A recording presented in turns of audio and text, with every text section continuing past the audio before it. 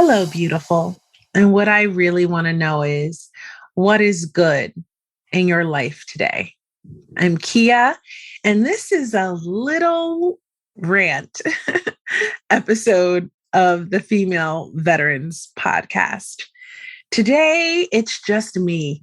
And I wanted to come on here because I have been incredibly busy and I feel like I'm not getting enough episodes to all of you. And I want you to know that I'm still going and I'm still creating and I'm juggling a lot of things, but episodes are coming. Good ones too, ones you're going to really love. The next episode is Asaya. And she is such a dear, sweet, lovely human being. She is a very new veteran, actually. And her story was really, really touching for me because she talked about the drinking culture of the military, or how it can be a drinking culture, underage drinking, and its effects on her career and everything that happened to her. And I was moved by how emotional she was about her experience and how she felt, I guess, shame. And there was nothing I wanted to do more than to remove that feeling from her and let her know that she isn't alone. Every story is unique and every story is different and every story matters. So I continue. And I love doing this podcast. It means everything to me. So stay tuned, stick with me, and I promise I'll continue to bring you amazing stories, and hopefully, if they help just one person, even if it's the person that's telling the story, then I've done my job. I've done what I came here to do. So let's talk about what's going on in Ukraine right now and Russia. I haven't seen anything unite everyone globally, except the onset of the pandemic. Everyone was freaking out. And now this, because it's looking like a potential World War III scenario, right?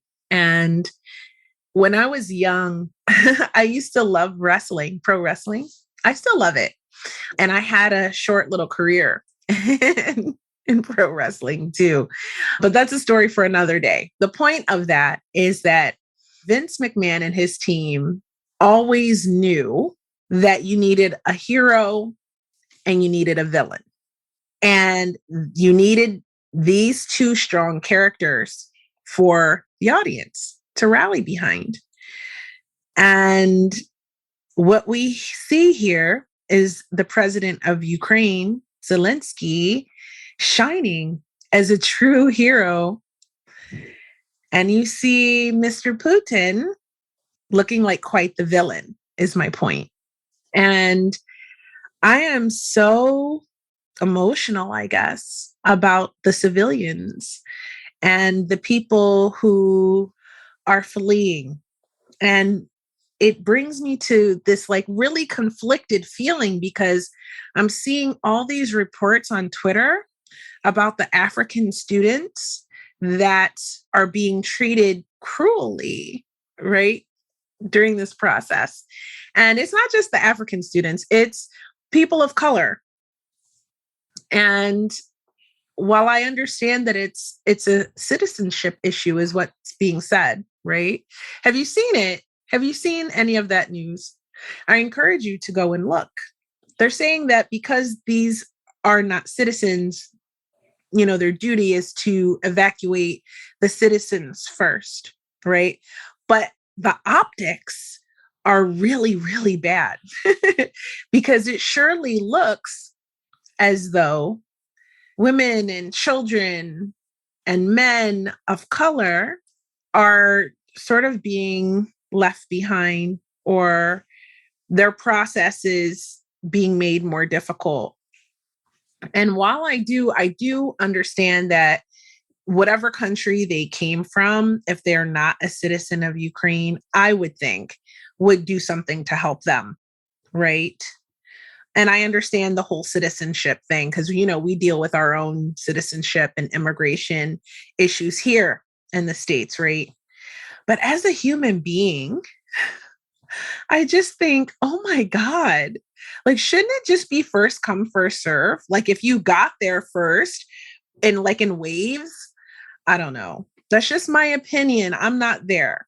But looking at the news, it's just not very good optics when you want to rally behind a country and support them as we do, you know.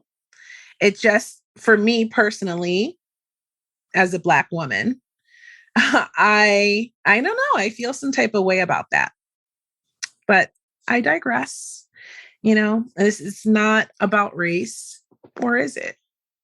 But this conversation is not. So I'm going to move on to say that I am so emotional about everything that's happening over there. I cannot imagine, I don't think any of us can imagine being invaded and how that would feel in this day and age, in 2022, with our luxuries that we have. Even our poor people, maybe not the homeless people as much, but I think it could be argued in other countries that the poverty level here in the United States is even superior than the poverty level in other countries. I've heard that before. Feel free to correct me if I'm wrong. But this is my rant and I can say what I want. So, but anyway, I'm kidding. Or am I? Really, can you imagine that? Can you imagine people coming into your home? And then, I don't know, maybe it's because I'm empathic. Then I start thinking about the Russian soldiers, right? What if they didn't want to do it? Like, I remember serving, okay? And I was not the most, shall we say, like gung ho, follow all the rules to the letter type of sailor, okay? I took a lot of liberties, as did a lot of people around me. But even the mindset was different for me. And I know that when you go into the military, you do your duty and you do what you're told to do and you don't question it. You don't. But inside you still do. A lot of people do.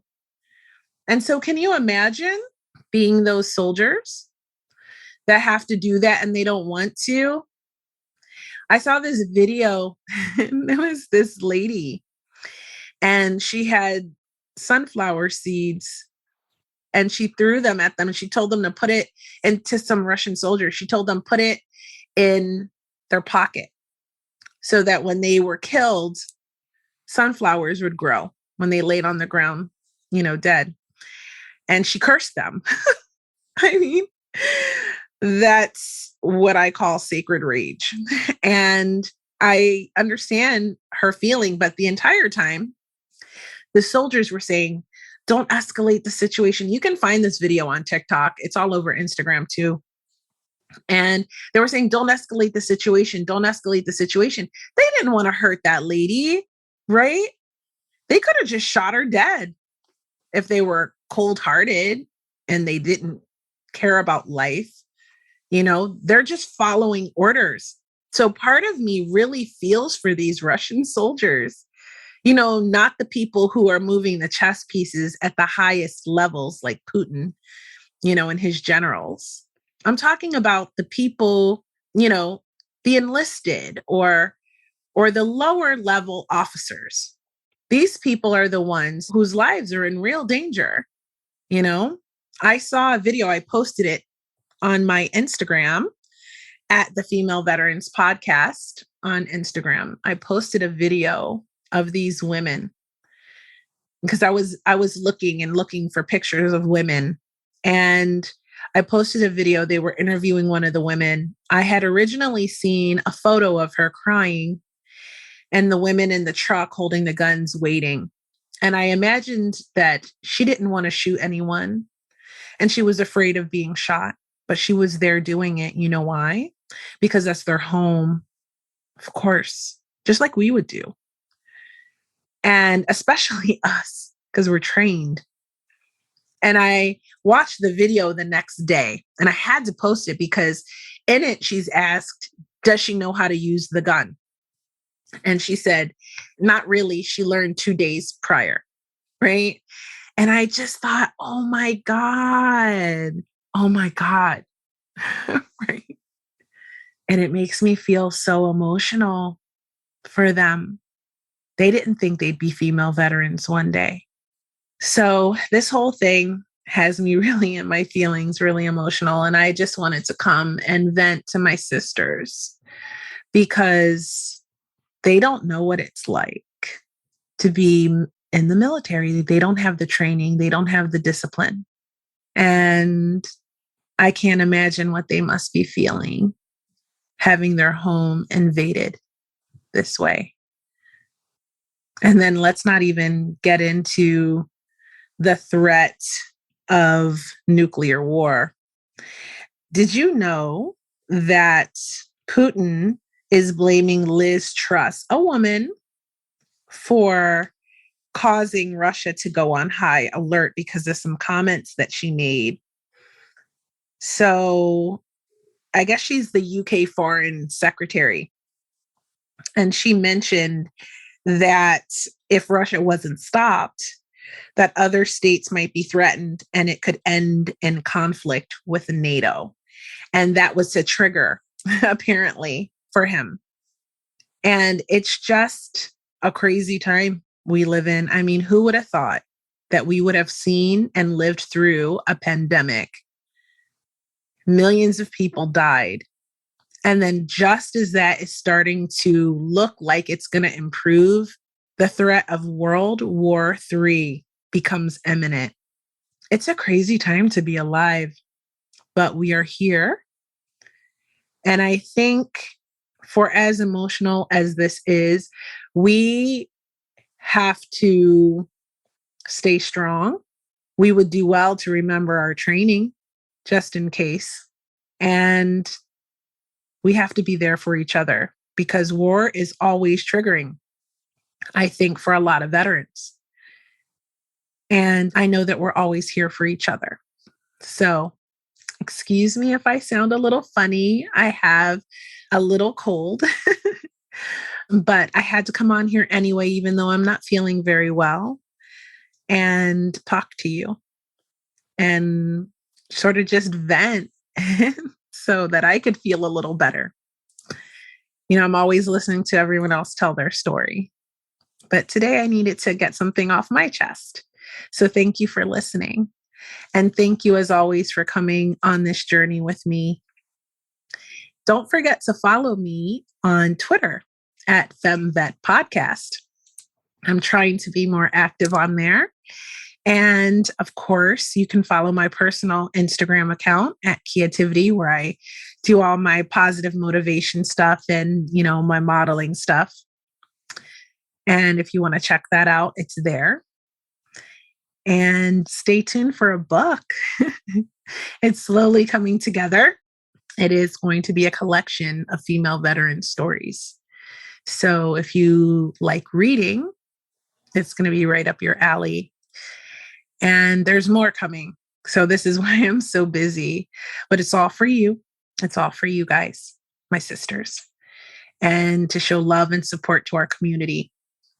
So thank you for coming on this journey with me. Check out gruntstyle.com and get 10% off your first order if you use code Baker. Almost forgot them, but who could forget them? They're amazing. Their merchandise is fantastic. So check them out. I love you guys, and I will talk to you next time.